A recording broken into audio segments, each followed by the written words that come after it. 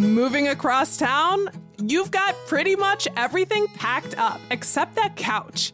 What are you going to do with it? It's in perfectly good condition, so it shouldn't just end up on the street. Donate it to St. Vinny's. Your pre-loved goods donated to St. Vinny's thrift stores stay right here in Dane County. Call St. Vinny's at 608-278-2920 extension 1 to schedule your free home pickup today. Want to save some time and money today? Order your next meal from Eat Street. Eat Street was founded right here in Madison and still operates locally. They're focused on local. Most of their orders, 85%, go to family-run restaurants. And now you can earn up to 5% Eat Street cash back only in Madison. Plus, get 15% off your next Madison order with the code CITYCAST. That's one word, not case sensitive, through May.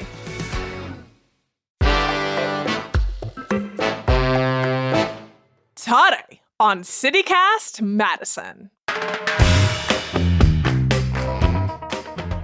It's Thursday, so of course we're dishing on Madison's food scene. Madisonians are in the national spotlight again for food.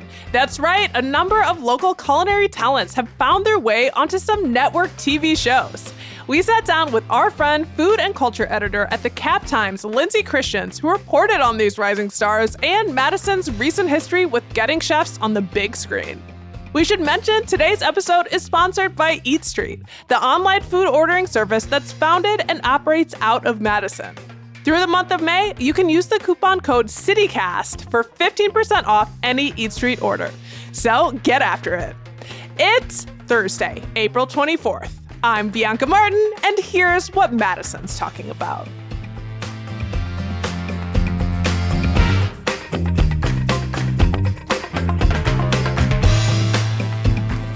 Hey y'all, it's executive producer Haley Sperling here.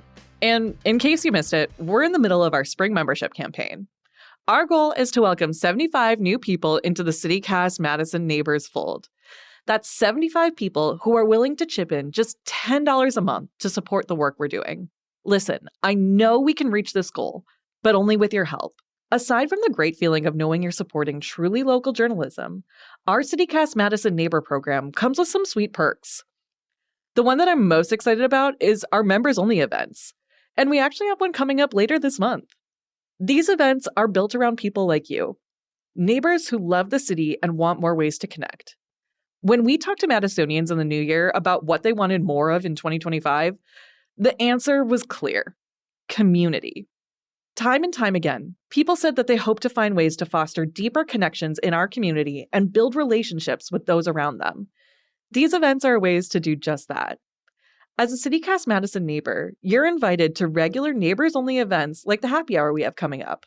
We know you are passionate and full of ideas about Madison, and these events give you an opportunity to meet in person and share your vision for building a better city together. Or, just chat with your neighbor. So if you enjoy the show and want to get closer to the heart of what we do, now's the perfect time to join. Become a CityCast Madison neighbor, support local journalism, and come tell us, in real life, what you love about Madison. Head to membership.citycast.fm and join the growing community of CityCast Madison neighbors. We can't wait to see you there.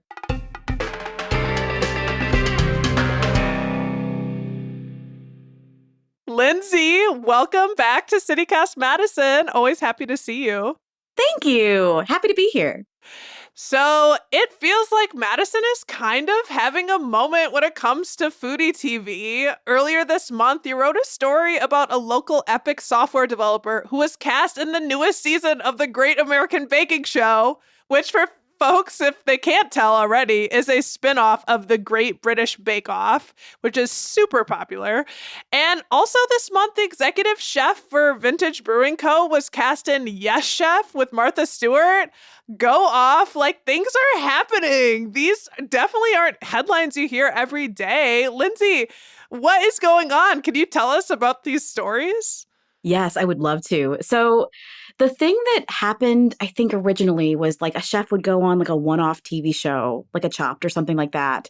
And we can talk about that in a minute. But something like Yes Chef, not only is that on network TV, right? With Martha Stewart and Jose Andres. It is a longer series. So similar to Top Chef. If you're on Top Chef, you're on like 10 episodes, 14 episodes, depending on how well you do, of course. But these longer sit downs, like being on the Great American Baking Show, like it's a month plus of filming. So, and again, like it'll depend on how long our guy stays in. But it's a longer shoot than just like a one-off. So I do feel like local folks are getting a little bit more play on national TV, which is very exciting. That is very exciting. And who is his man who made it? So Daniel Freiberger is, I think he's an engineer, software engineer at Epic Systems. He is originally from Indiana, I want to say. And he moved up to Madison about 10 years ago to work for Epic. He got into baking through macarons, like those little almond meal, egg white, sugar. Yeah, because his aunt is gluten-free, and so she couldn't have most of the baked goods when they went to Paris. And he was like, oh, but she likes these. And he like figured out how to make them. I watched the first episode of the Great American Baking Show last night. Prue Leith had lost her voice. Shoot. So poor thing was like talking like this. But it's a tent in Britain, just like it is for the Great British Baking Show. It's not the same tent, but it is a tent in England. And it looks like the same tent, so I'm just going to make believe. But they do the thing like they do with the British bakers where they're like, here's this person and their hobbies. And up pops like the Madison, like the state capitol building. And up pops like him playing like ultimate frisbee. Because Madison. Because Madison, yeah. And, you know, I'm not going to spoil the whole thing, but he's already doing very well, which is very exciting. Good. Yes. I know, right? I love that. And I usually watch the baking show while I'm like cooking, you know, at the same time. It's calming. But I kept pausing and like yelling at it because I was so happy.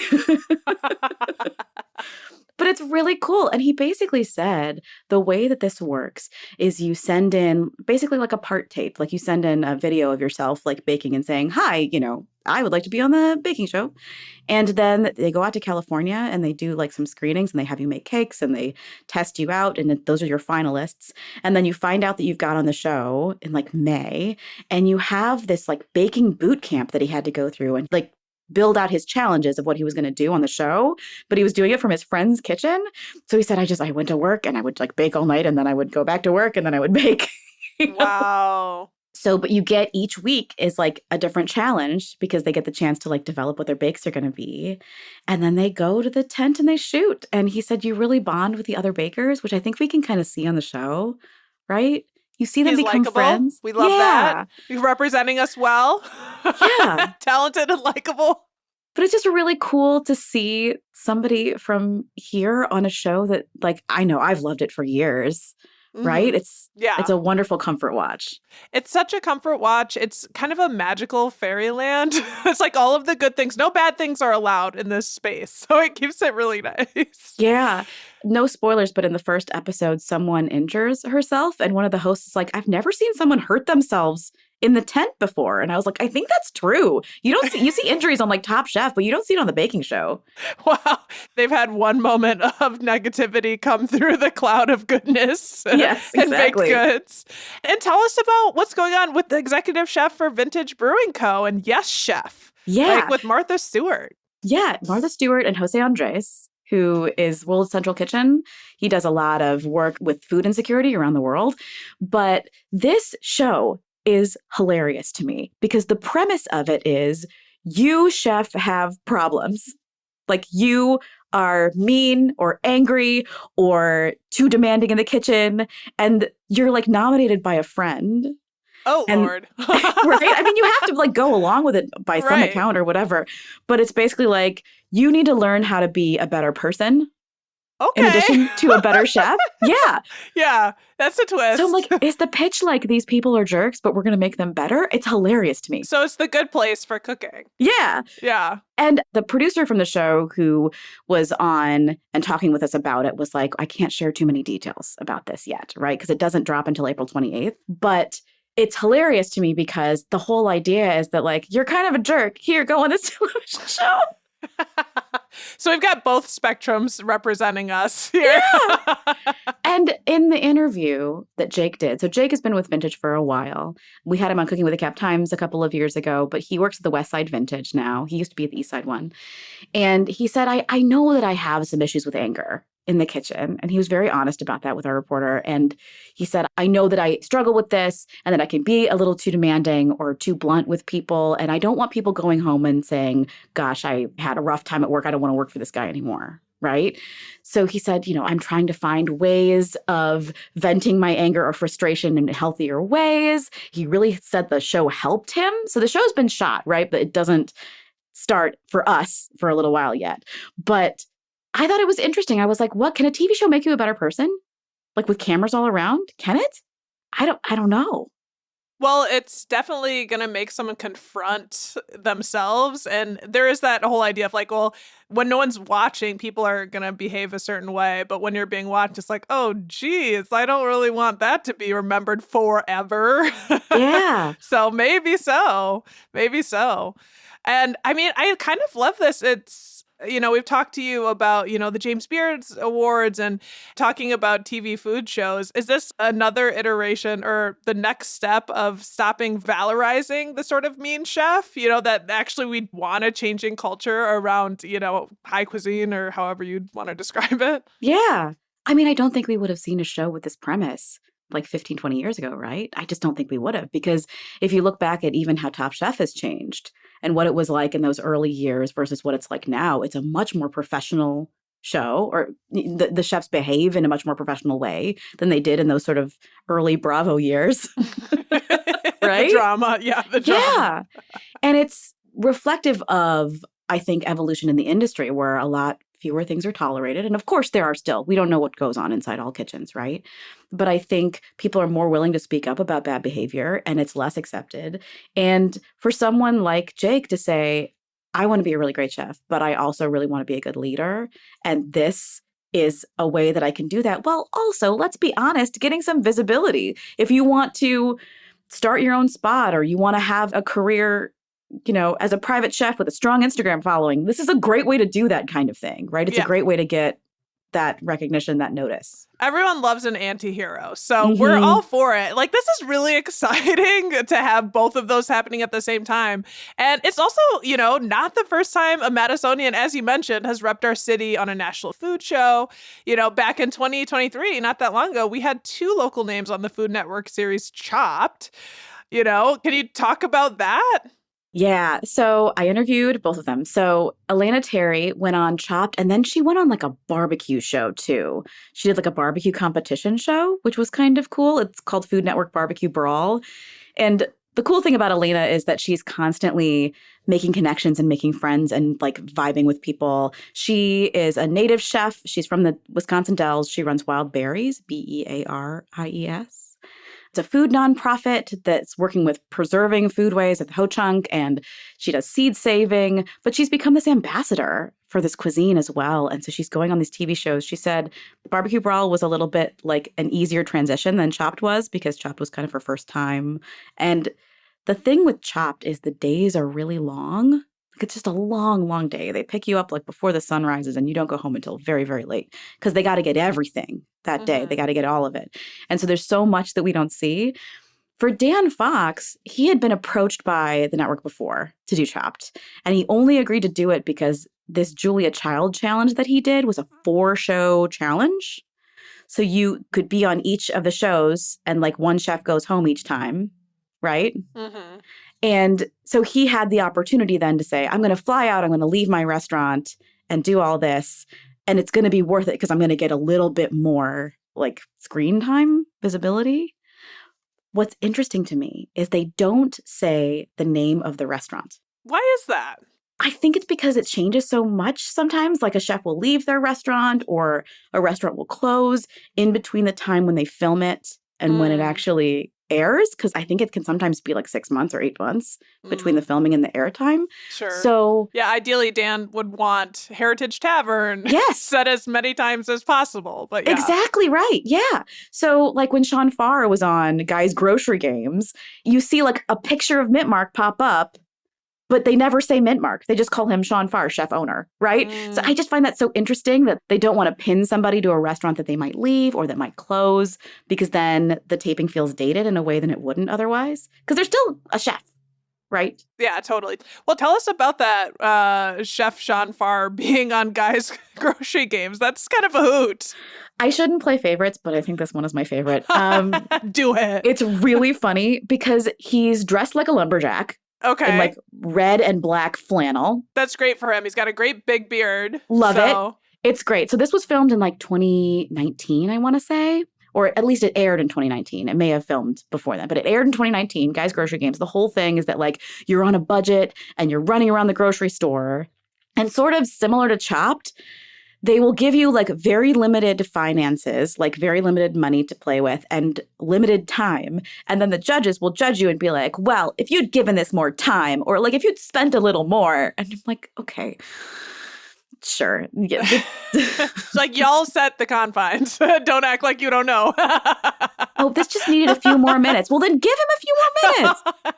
Right. Jeez. Like had to find something to dock them on. Right. Exactly. Like, yeah. And I know it's the game. I get it. But also that's very silly. So he comes out like playing air drums and being like, I'm in a band. And I remember talking to him about it a little while ago. And he was like, you know, at the beginning, before they start shooting, Guy Fieri is like, so why are you guys all here? You know, tell me about why you're here. And the other people were like, we want to win. And Sean was like, I want to be famous. And I thought, that's right. Then Guy was like, yeah, that's correct. That's why you do this kind of thing. It's because people can see you and like you as a character. And then the way that you're going about the challenge, whether you win or not, like being on the screen is the win. Right? Yeah. I mean, at least he's being honest. Yeah. I liked it. And it's fun to watch somebody talk about like Wisconsin fish fry, you know, on TV. Jake for Yes Chef, he asked me if he could use one of the photos that we took at Cooking with the Cap Times, like for unnamed chef show, because he couldn't tell us what it was yet. And I just assumed that it was Chopped. But it's not. It's this other thing. So it's kind of fun.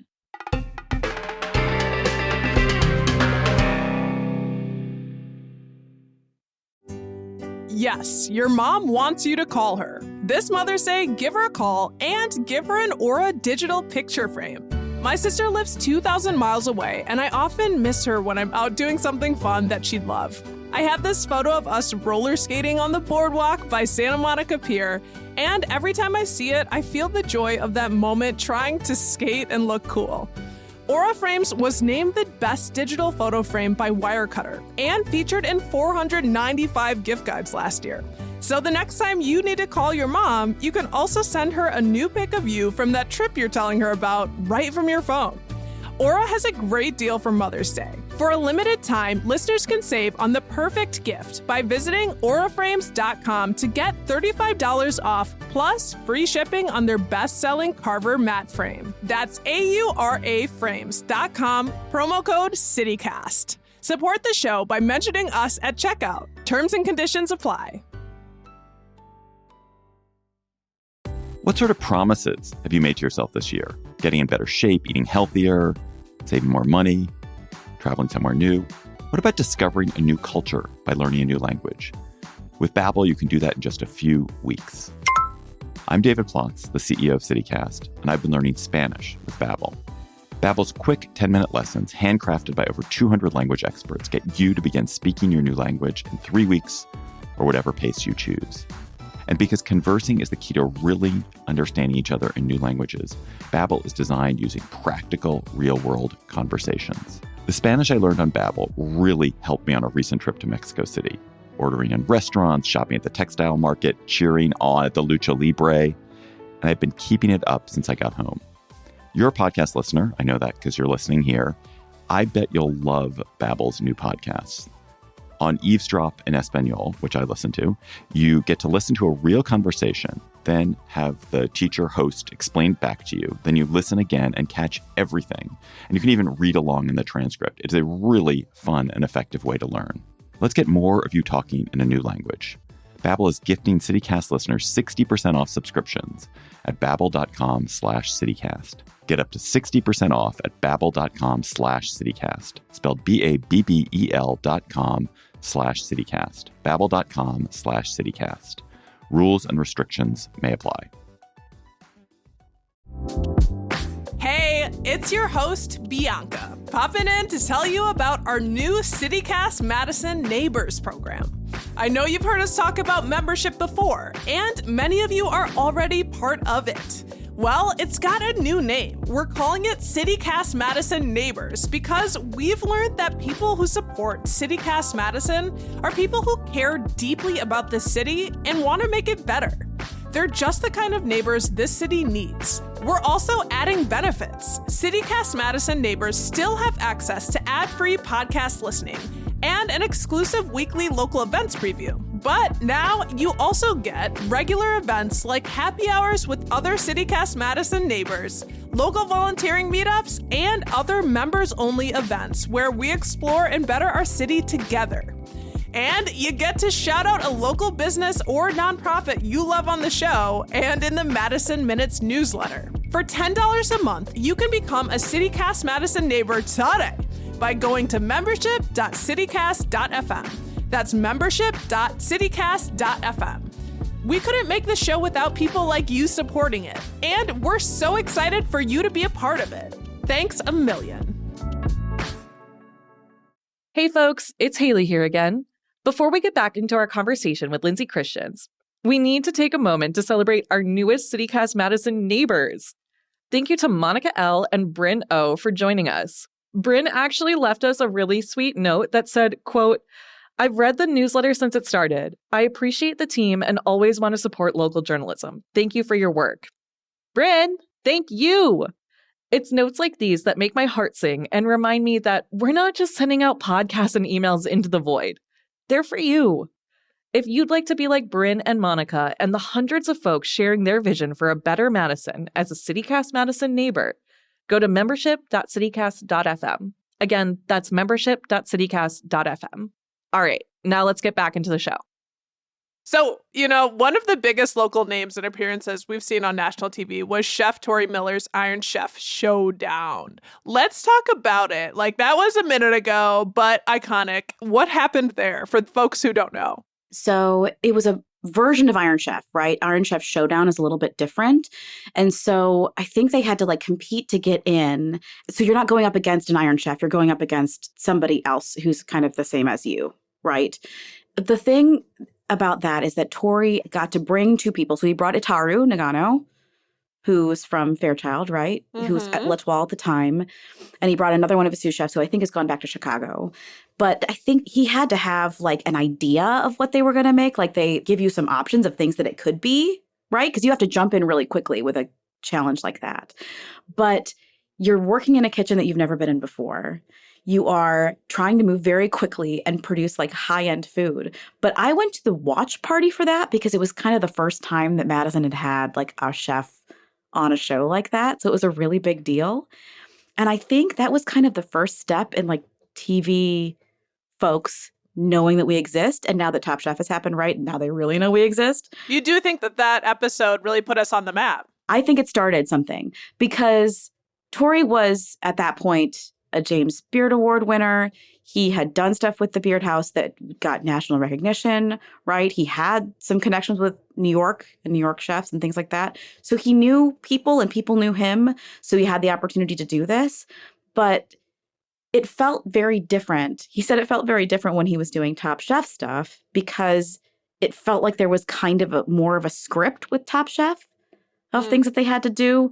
Whereas with the Iron Chef Showdown, he's just being himself. It's on you, baby. Yeah.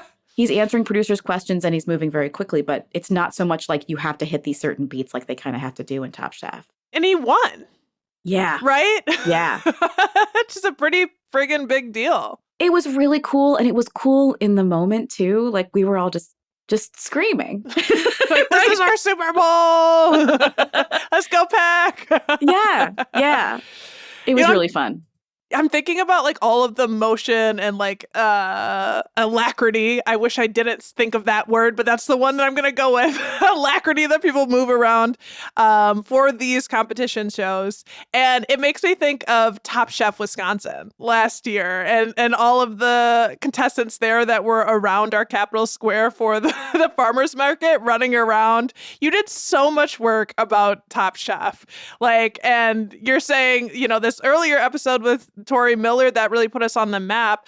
I feel like Top Chef, like focusing on Wisconsin as a food destination was really big. We got to talk about that season, right? Yeah. Like, did they do it right? Did they do Wisconsin right?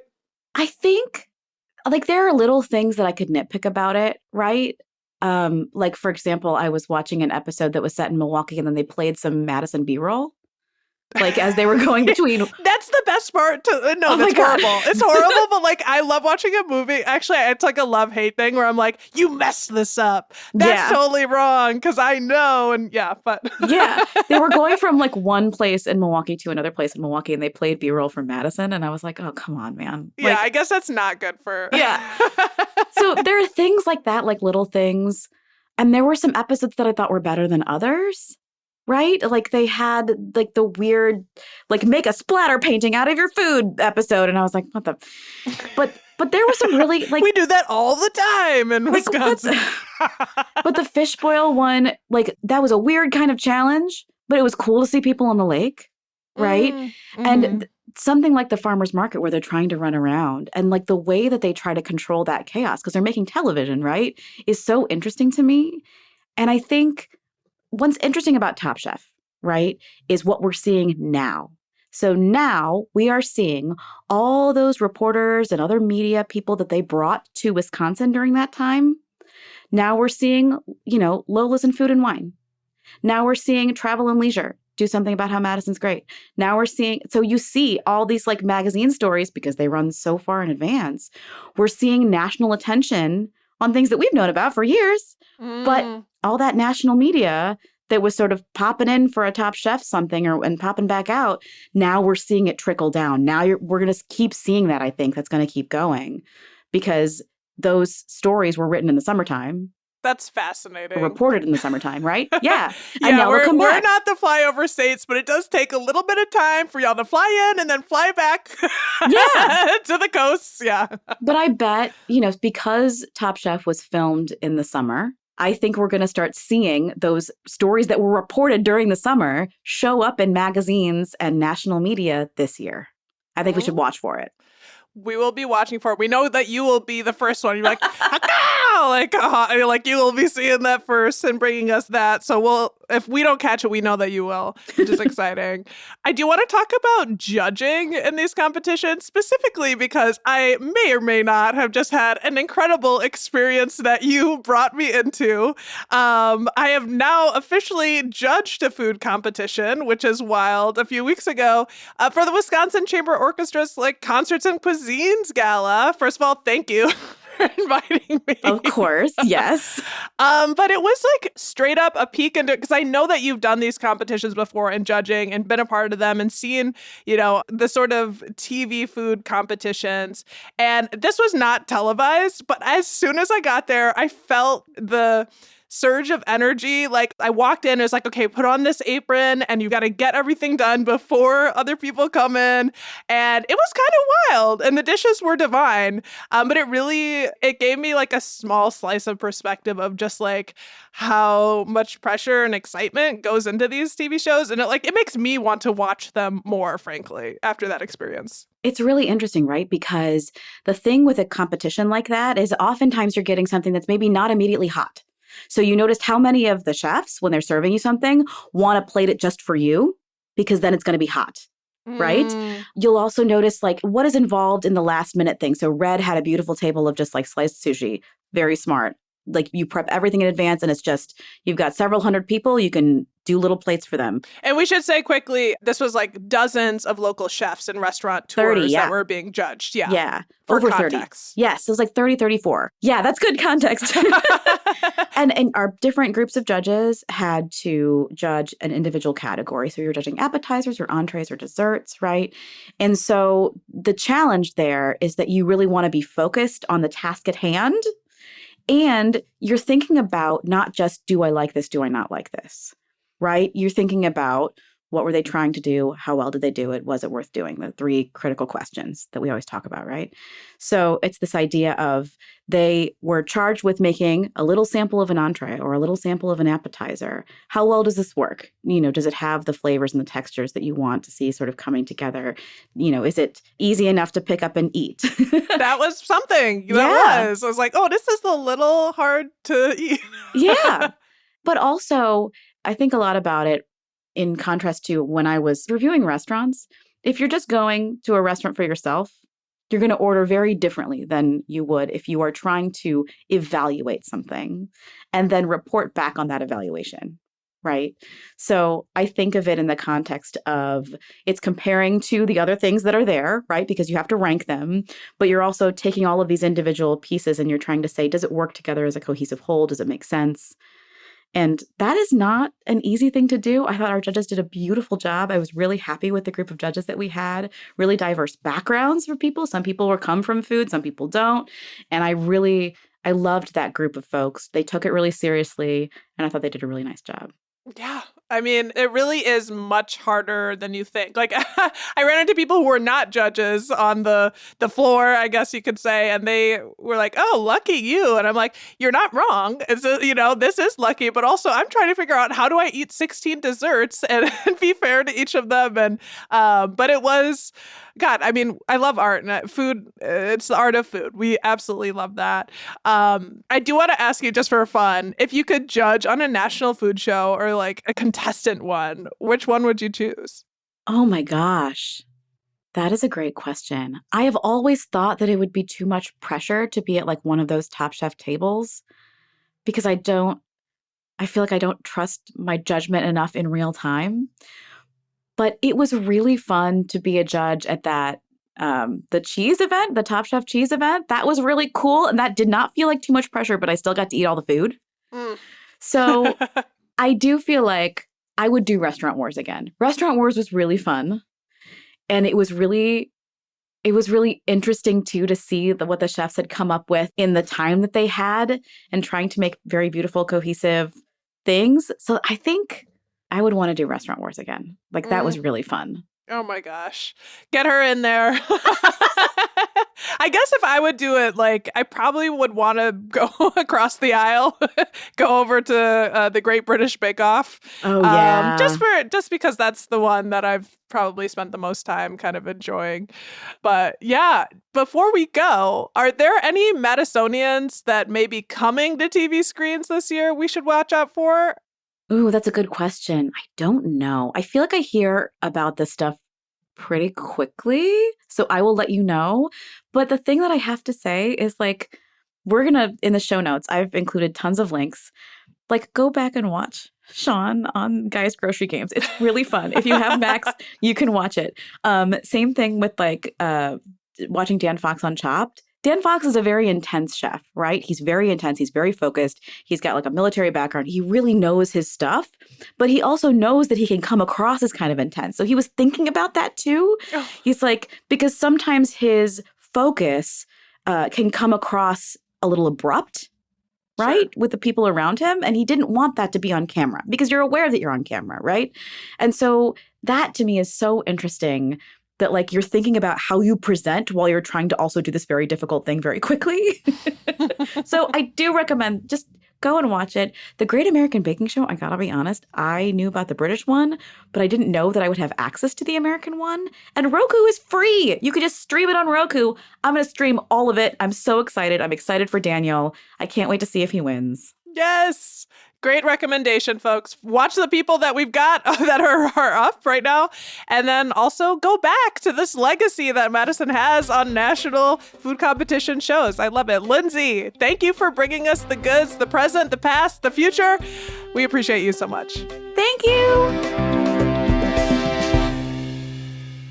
That's Lindsay Christians, food and culture editor for the Cap Times. Head to our show notes for some links to the shows featuring the Madison contestants we mentioned.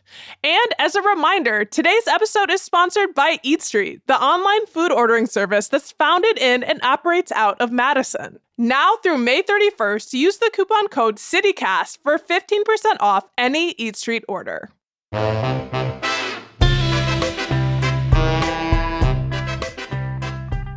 That's all for today, here on CityCast Madison. I'm Bianca Martin, your host.